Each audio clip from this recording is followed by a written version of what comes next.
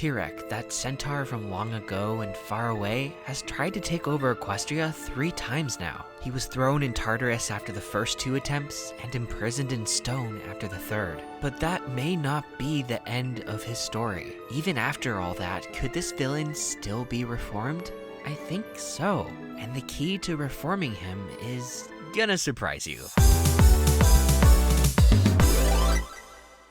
So I've already talked about how to reform Chrysalis and Cozy Glow. If you haven't yet, definitely check those out after this. But today we're finishing this series on the only villain with 2 rib cages. Why is that significant? It's not. I just find it interesting. Seriously, how does that work? But anyway, can an old centaur learn new tricks? If we're gonna figure out how Tirek can be reformed, we need to know what motivates him in the first place. Why he's always wanted all that power so badly. We don't need to look too far for this one. Luckily enough, we were given a direct answer straight from the horse's mouth. Or from the Draconicus mouth, I guess. Discord called Tirek a, quote, pathetic centaur who uses magic to compensate for the fact that, deep down, he's afraid he'll never be enough to please dear old dad, King Vorak.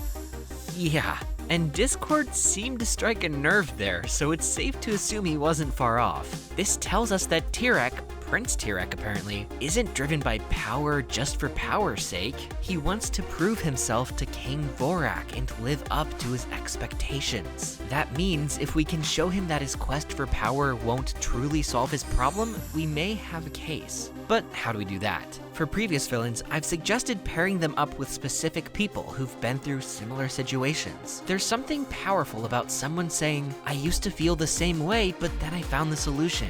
I think the same idea will help Tirek, because there's one other person who fits the bill, someone who's been in Tirek's shoes and would understand his struggle perfectly. And that person is Diamond Tiara again. I think Diamond Tiara is the key to reforming Tirek. What's funny is you think I'm joking. I'm 100% serious. As crazy as it sounds, just hear me out. Diamond Tiara has her own sort of King Vorak. Her mother, spoiled rich. We learn that she's completely obsessed with class and status and pressures Diamond Tiara into the same rigid expectations. That's why Diamond used to step on others to climb to the top. When she finally rebelled from that, this is what she had to say. You've spent your life acting like a high horse and raised me to follow in your hoof prints. At first I thought this was fine, but then I finally realized I wanted something you don't have. Friends. In that moment, Diamond Tiara realized 2 things. First, her mom's expectations were incompatible with what she truly needed. You can't have friends if you only care about status and wealth. Second, and this is crucial, the approval of someone who doesn't want what's best for you isn't worth seeking.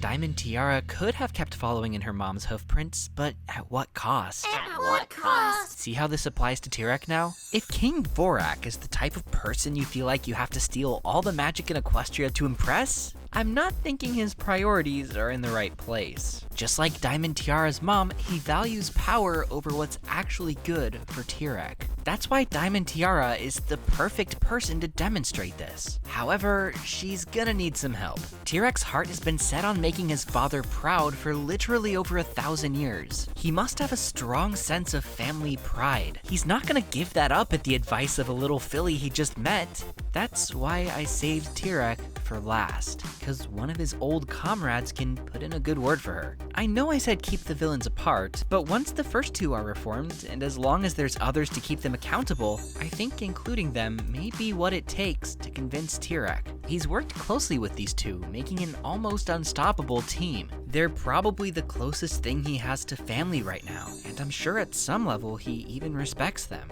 Looking on at his old frenemies and the happiness they found, a complete picture forms. Friendship isn't the disease, it's the cure. Power will only leave you empty. And if that's the path someone wants for you, make your own path. It's on them to accept you. If they do, that's great. But even if they don't, you can always count on us to have your backs. Seriously, how does that work? I think this is what Tirek needs to experience, a sense of family, one that doesn't come burdened with hollow expectations. It may take a while for that sense to develop, but as long as he's shown true friendship in the meantime, he'll eventually realize it's worth far more than the approval of someone who never even cared. He'll finally give up his endless quest for power and embrace friendship.